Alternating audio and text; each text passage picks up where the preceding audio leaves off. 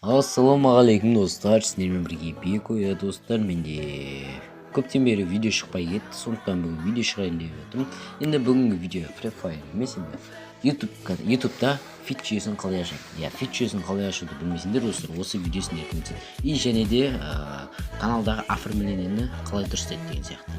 Видеоға енді бүгін ол үшін бізге Google-дың көмегі керек. Google-ға кіреміз и YouTube сайт деп жазамыз. YouTube сайт жақсылап қараңдар. YouTube сайт деп жазған соң бізде ең бірінші тұрады вход в YouTube деп тұрады. Соны кіреміз, видеода загрузить етіп. И сосын бізде мен осы видеоға бола арнайы бір аккаунт ашқан болатын. Өзім аккаунтын ашқам. Игорь Ачми деп ашқан болатын.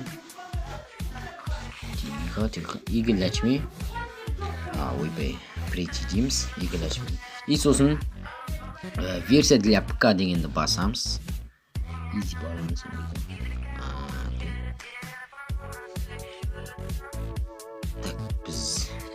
Версия для ПК дейміз да.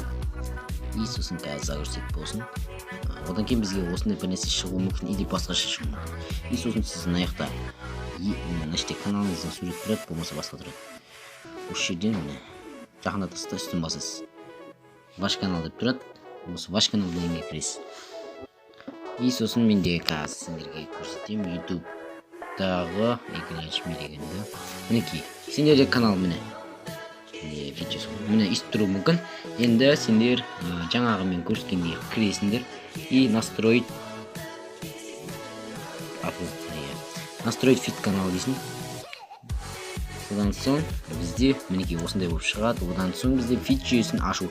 Енді бұл оформление дұрыстайтын нәрсе ғой. Енді фит жүйесін ашу дегенде біз енді достар, мінекей, если сендер YouTube арқылы каналдарының суреттерін ауыстыра алмай жүрсеңдер, мінекей мына жерден басасыңдар, мына жерде қалам тұр, осы қалам басып отырасыңдар. Ал оформление артындағысын мына жағында тағы бір шығып тұр, осын басасыңдар.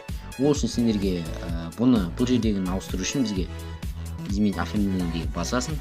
И потом бізде қараңдар, өзінің несі бар бұл жерде 2560 1440. Мінекей мына қараңдар, осындай форматтағы сурет керек. Оны сендер бір программа істейсіңдер, ол туралы видеоны мен келесі видеода шығарам. Қалай оформление қояды деген сияқты. Енді бізде бұны настройканы басамыз. И потом не показать дегендердің бәрін өшіріп тастаймыз. Мысалы, информация мой подписчик дегенді өшіресің. Бұны есінде қосылсам, сен каналыңда қандай подписчик тіркелгенін көрсетпейді, ал өшіріліп тұрса көрсетеді. Осылай достар, өте оп-оңай. Егер үйреніп алсаңдар, енді қараңдар, ютубқа кіреміз.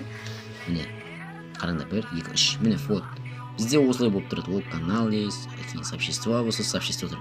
Достар, егер видео ұнаса, лайк басыңдар, арнаға жазылыңдар. Осы видеоға 15 лайк жиналатын болса, мен келесі видео шығарам. Ал достар, пока-пока.